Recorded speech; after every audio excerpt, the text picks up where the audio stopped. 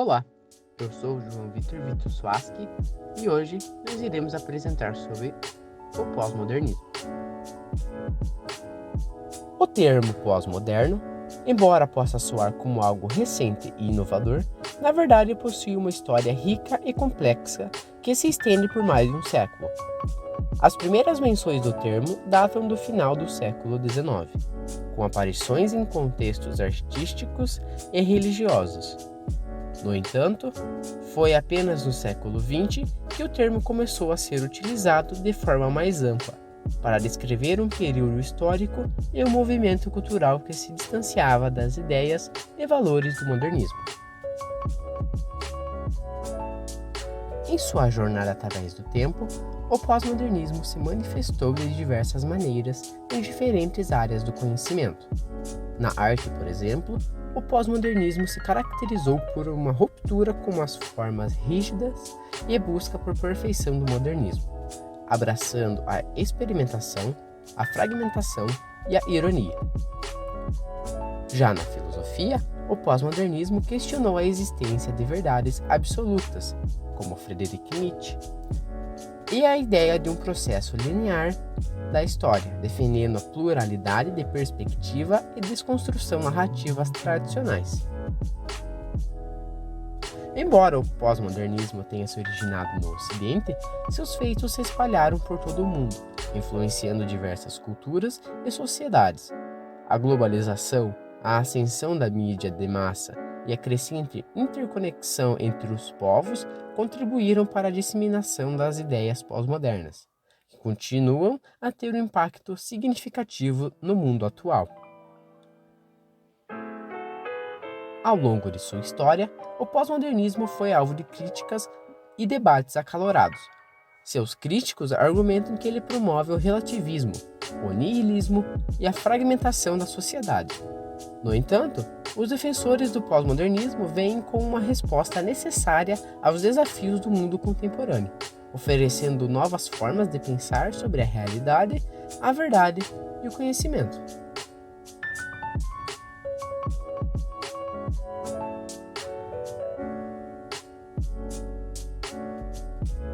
Inicialmente, o pós-modernismo era um modo de discurso sobre a literatura e a crítica literária, comentando sobre a natureza do texto literário, significado, autor e leitor, escrita e leitura.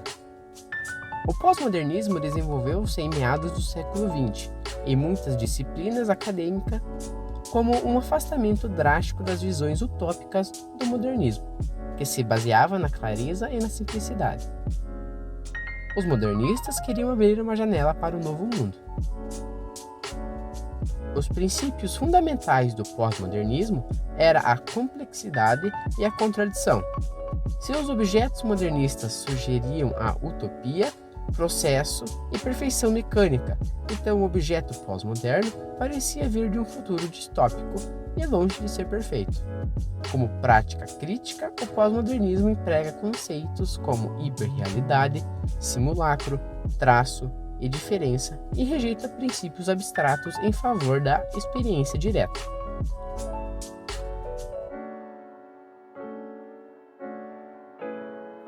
Música.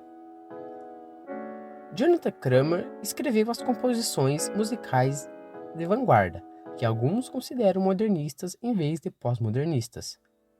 Abre aspas. Desafiam mais do que seduzem o ouvinte e entendem por meio potencialmente perturbadores a própria ideia do que é música. Fecha as aspas. Na década de 1960, compositores como Terry Riley, Henrik Goredik, Bradley Joseph, John Adams, Steve Reich, Philip Glass, Michael Nyman e Lou Harrison reagiram ao elitismo percebendo ao som dissonante do movimento acadêmico atonal, produzindo uma música com textura simples e harmonias relativamente consonantes, enquanto outros, mais notavelmente John Kay, desafiaram a narrativa predominante de beleza e subjetividade comuns ao modernismo. O autor do pós-modernismo, Dominique Steinach, observou que também é importante, abre aspas, incluir nesta categoria as chamadas inovações musicais do art rock e a mistura de estilos associados a grupos como Talking Heads e artistas como Lauren Anderson, juntamente com o autoconsciente reinvenção do disco pelo Pet Shop Boys. Fecha aspas. No final do século XX, acadêmicos da vanguarda rotularam a cantora americana Madonna como a personificação do pós-moderno, como o escritor cristão Graham Gray, dizendo que a Madonna é talvez o exemplo mais visível do que é chamado de pós-modernismo. E Martin Amis a descreveu como, talvez, a personagem mais pós-moderna do planeta. Ela também foi sugerida pelo crítico literário Oliver Secardin para resumir o pós-modernismo. Filosofia. Na década de 1970, um grupo dispar de pós-estruturalistas na França desenvolveram uma crítica da filosofia moderna com raízes discerníveis em Friedrich Nietzsche, Søren Kierkegaard e Martin Heidegger. Embora poucos confiassem no termo, eles se tornaram conhecidos por muitos como os teóricos pós-modernos. Figuras notáveis incluem Jacques Derrida, Michel Foucault, Jean-François Lyotard, Jean Baudrillard e outros. Na década de 1980, isso se espalhou pela América no trabalho de Richard Rorty e outros. Estruturalismo e pós-estruturalismo. O estruturalismo é um movimento filosófico que se desenvolveu por acadêmicos franceses na década de 1950. Em partes, há respostas ao existencialismo francês e muitas vezes interpretando a relação ao modernismo e o automodernismo. Os pensadores incluem o antropólogo Claude Lévi-Strauss, o linguista Ferdinand Saussure, o filósofo marxista Louis Althusser, o semioticista Algirdas Greimas, o psicanalista Jacques Lacan e o teórico literário Roland Barthes. Tal como os estruturalistas, os pós-estruturalistas partem do pressuposto que as identidades, os valores e as condições econômicas das pessoas determinam-se mutuamente, em vez de terem propriedades incíntrícas que possam ser compreendidas isoladamente. Os estruturalistas exploram como um assunto de seu estudo podem ser descritos como um conjunto de relações essenciais, esquemas ou símbolos matemáticos. O pós-estruturalismo, por outro lado, é caracterizado por novas formas de pensar através do estruturalismo, contrárias à forma original. Você provavelmente não entendeu, correto? Então, imagine o mundo como um grande quebra-cabeça, onde cada peça se encaixa perfeitamente para formar a imagem completa. Essa é a ideia central do estruturalismo, um movimento intelectual que surgiu na França na década de 1950. Pensadores acreditavam que as culturas, as línguas e até mesmo a mente humana funcionavam como estruturas complexas, compostas por elementos interligados e com regras definidas. Para entender melhor, pense na língua portuguesa. Ela possui regras gramaticais que determinam como as palavras se combinam para formar frases, e essas frases, por sua vez, se unem para criar textos com significado. Da mesma forma, os estruturalistas viam a cultura como um conjunto de regras e símbolos que moldavam a vida das pessoas. Porém, nem tudo são flores no jardim do estruturalismo. No final dos anos 60, alguns pensadores começaram a questionar as ideias duras e fixas do movimento.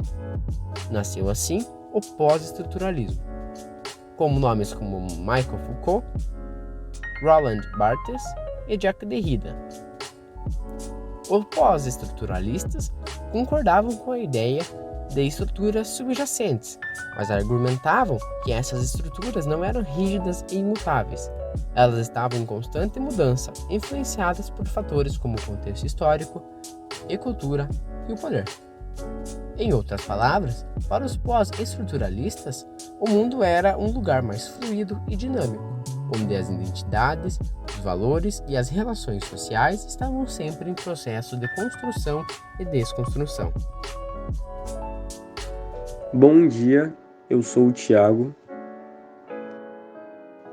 Literatura no pós-modernismo.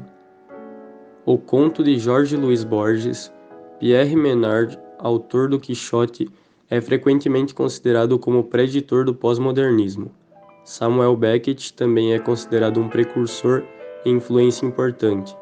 Os romancistas comumente conectados à literatura pós-moderna incluem Vladimir Nabokov, William Gades, Umberto Eco, Pierre Vittorio Tondelli, Giannina Braschi, Kurt Vonnegut, Kat Acker e Ana Lídia Vega. Os principais expoentes brasileiros neste mesmo contexto são Chico Buarque, Raquel de Queiroz, João Guimarães Rosa e Luiz Fernando Veríssimo.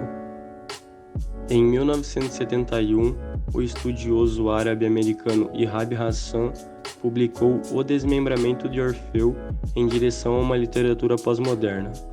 Uma obra inicial de crítica literária tem uma perspectiva pós-moderna que rastreia o desenvolvimento do que ele chama de literatura do silêncio, através do Marquês de Sade, Franz Kafka, Ernest Hemingway, Samuel Beckett e muitos outros, incluindo desenvolvimentos como o teatro do absurdo e o nouveau roman.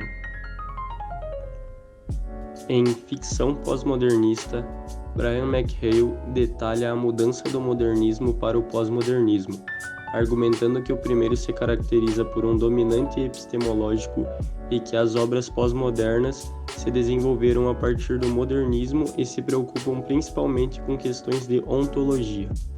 O segundo livro de McHale, Construindo o Pós-Modernismo, fornece leituras de ficção pós-moderna e alguns escritores contemporâneos que seguem o rótulo de cyberpunk.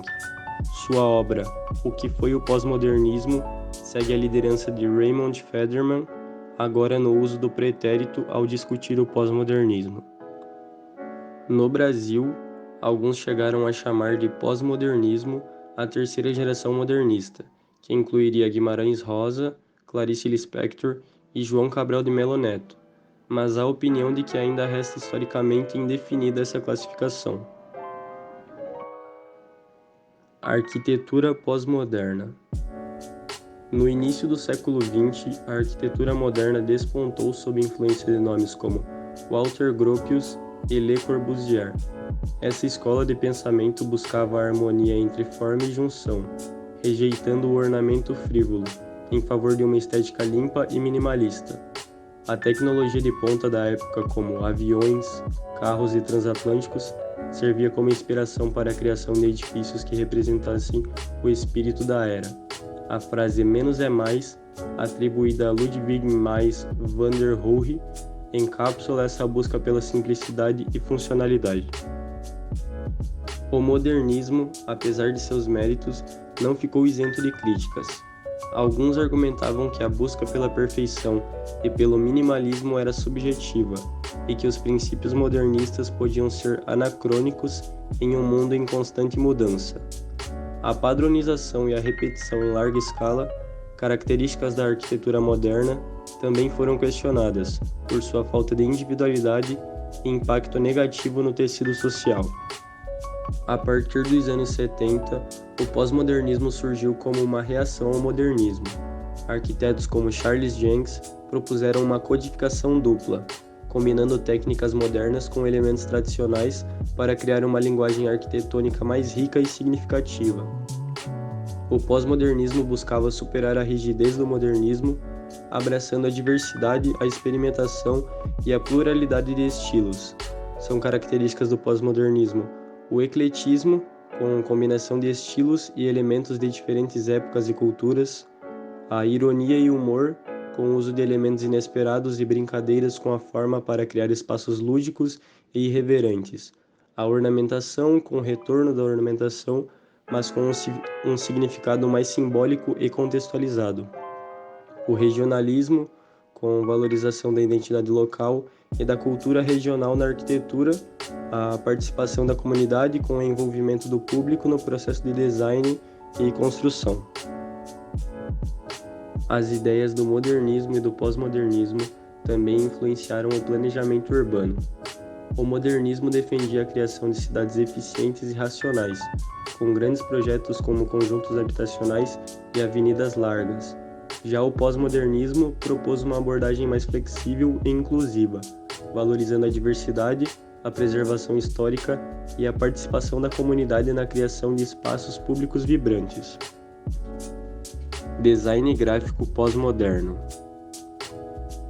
O design gráfico pós-moderno teve suas primeiras menções na revista britânica Design. Ele se caracterizava por uma variedade de tendências visíveis, como retrô, técnico, punk, grunge, paródia e pastiche, cada uma com seus próprios seguidores e críticos. O pós-modernismo começou como um movimento marginal radical na década de 70.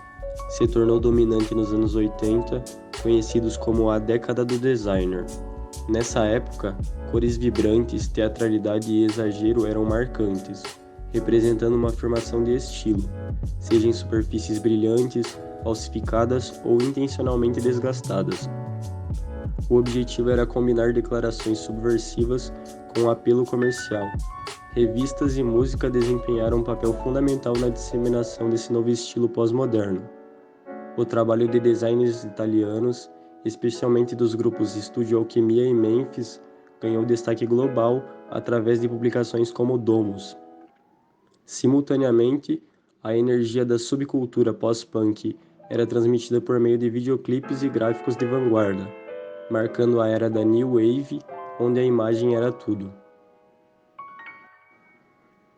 A excitação e a complexidade do pós-modernismo foram enormemente influentes na década de 80.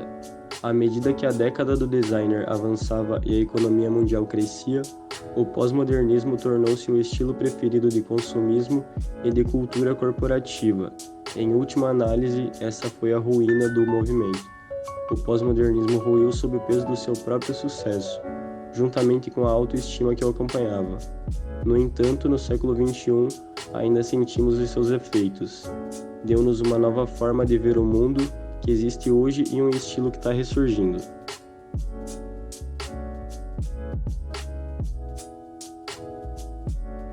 O pós-modernismo, surgido no final do século XX, representou uma ruptura com os ideais modernistas que dominaram a primeira metade do século. Em vez de buscar verdades universais e sistemas rígidos, o pós-modernismo abraçou a fragmentação, a relatividade e a pluralidade de perspectivas. O pós-modernismo também trouxe consigo críticas ao modernismo.